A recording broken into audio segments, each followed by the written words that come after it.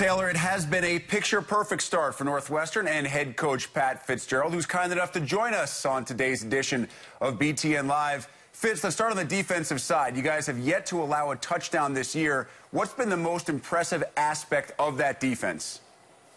Well, it started in January, Rick. You know, our defensive line, I really challenged them to take over the heartbeat of our football team, and they've done a terrific job. It starts with Deontay Gibson and Dean Lowry and C.J. Robbins, our three seniors up there that have played a ton of football for us. They've been the attitude, they've been the heartbeat, and I think that they've played at a very high level so far through 2 weeks. Fitz, on the other side of the ball, how would you characterize the early returns on redshirt freshman quarterback Clayton Thorson? Well, buddy, he's 1-0 twice. That's all that matters. You know, just find a way to win, and you know, he's grown so much in these 3 weeks that he's known that he's our starter. And I'm really proud of Matt and Zach. They've been great teammates. They're continuing to prepare like they're the starters. They're ready to go in if need be, but Clayton's played at an efficient level. I think we've done a great job, especially Mick McCall and our offensive staff, of asking Clayton to do things that he's comfortable with and play to his strengths. And now as we move on and move forward, you know, we're going to have to expand things, but at the same time, Clayton's done a great job taking care of the football. Talking with Northwestern head coach Pat Fitzgerald here on BTN Live. Fitz, you're on the road for the first time this year, Saturday against Duke. What are the biggest challenges the Blue Devils provide? Well, they're very talented. David Cutcliffe has done a terrific job recruiting a very fast football team. This will be the fastest team that we've played yet this year, you know, across the board. You know, and in all three phases, they're well coached. They've got a specific plan.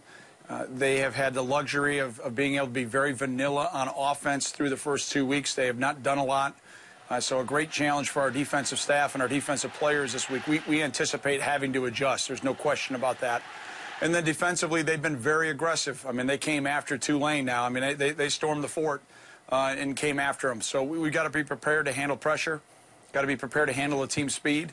And really, technically, Rick, this is our second road trip. You know, we went up to Kenosha, so we've been on the road together, and obviously a different challenge this week going on the road into a hostile environment. The folks in Kenosha are the most welcoming people we ever get to be around, but our guys handled that trip when we went away for camp well. Hopefully we'll handle it again here on Saturday.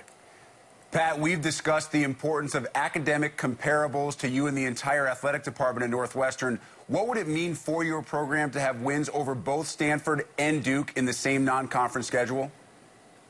Well, you know, I think, well, I would reflect on that after the season. You know, Jim Phillips, the great athletic director that we have here, and I set out 7 years ago looking at our future schedules in the non-conference about playing the teams that we have to beat on the recruiting trail that are like-minded. And, you know, this is another huge challenge, but also a great opportunity for our program. And, you know, I wish it was at home, but going on the road is going to be a great challenge, and our guys will be up for it, and we expect a hard-fought, just great football game on Saturday afternoon.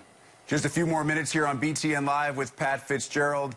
Pat, your game 1 of 5, pitting Big Ten West teams against ACC opposition. How much, if at all, do coaches look at not just what the game means for their program, but what specific games mean for the perception of the league as a whole? Yeah, I think you always start, Rick, being focused on yourself, you know, and that won't change no matter who we're playing or where we're playing. It comes back to the way that you prepare mentally and physically, and, you know, how you take that preparation into your performance on Saturday morning, afternoon, or nights. But then when you step back, you know, maybe it's at the end of the year, you know, you start looking at the narratives of the season. You know, this is an obvious big weekend for the conference. We've got to continue to improve the narrative of the way that we're looked at and perceived nationally by winning these types of football games that are head-to-head against other Power 5 teams. And we've got great respect for Duke, similarly that we had earlier with Stanford. You know, we really respect what they do recruiting, how they do it, the way that they're coached, and the talent level. So it's a great opportunity, but also a great challenge all wrapped up into one. Last one for you, Pat, and it's the question that everybody has been asking me leading up to this game. Pants or shorts on the sidelines on Saturday? We kick off at 12:30 Eastern, which will be 11:30 here in Chi-Town. I'm going to have to hold the suspense until then. We will be waiting with bated breath. Our thanks, as always, to Pat Fitzgerald. Fitz, thanks for the time. Best of luck this week in Durham. Yeah, legs only a mother can love, buddy. Thanks so much. Go Cats.